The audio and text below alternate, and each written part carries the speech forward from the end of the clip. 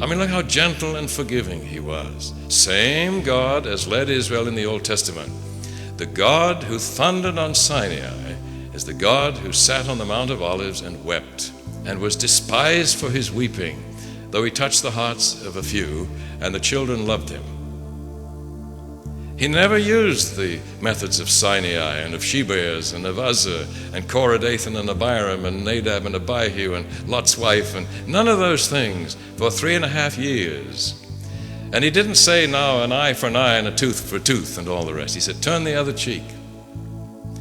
Now what happened when he ruled his kingdom that way for 3.5 years? Was he respected? No, they despised him. In fact, they misunderstood this gentleness for weakness. And Judas was driven to distraction by this.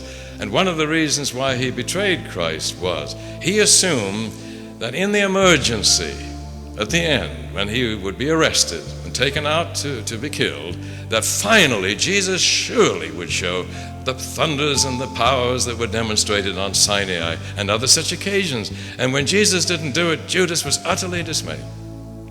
And my understanding would be that Jesus showed for 3.5 years that if you rule your kingdom like that, you'll only succeed if you have people who like to be ruled like that and don't despise gentleness as weakness.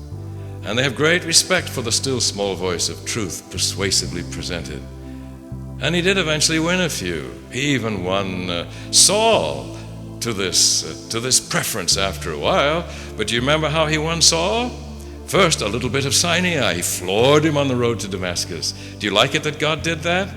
Do you like the thought that God cares for you enough that if you need 2 she-bears or a 2x4 or some thunder and lightning, he'll give it to you?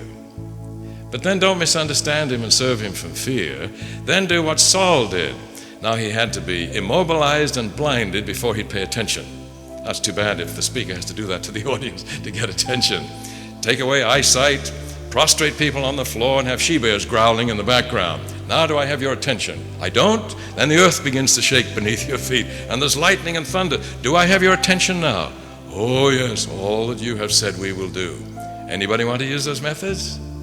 God used those methods. But that doesn't win people, that gets their attention. And he got Saul's attention on the Damascus road. And all he said to Saul when he was ready to listen was, you're having a lot of trouble with your conscience, aren't you? He said, I am. Then why don't you give in? I will.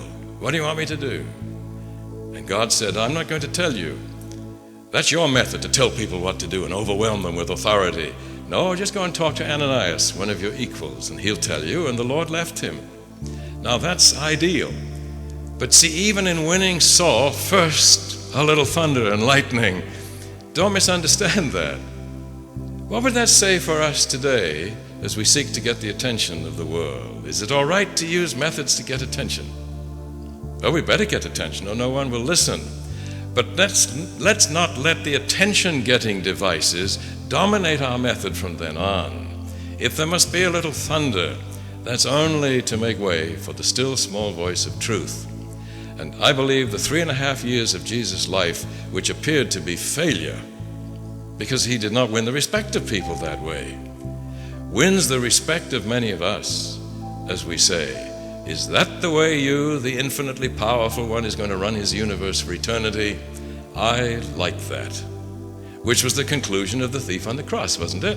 When he said, if you're going to run your kingdom in such a way that you as king will say to sinful citizens, I forgive you, then I want to live in that kingdom. So some of us read the 3.5 years and much prefer it and say how magnificent that God would demonstrate that in the record. That's the ideal way. But that doesn't cause a contradiction with the rest of the Bible where there's so much thunder and lightning and earthquake and she-bears. That's the only way that has worked in this emergency, to get our attention so that we'll listen, and particularly listen to the 3.5 years of Jesus' life.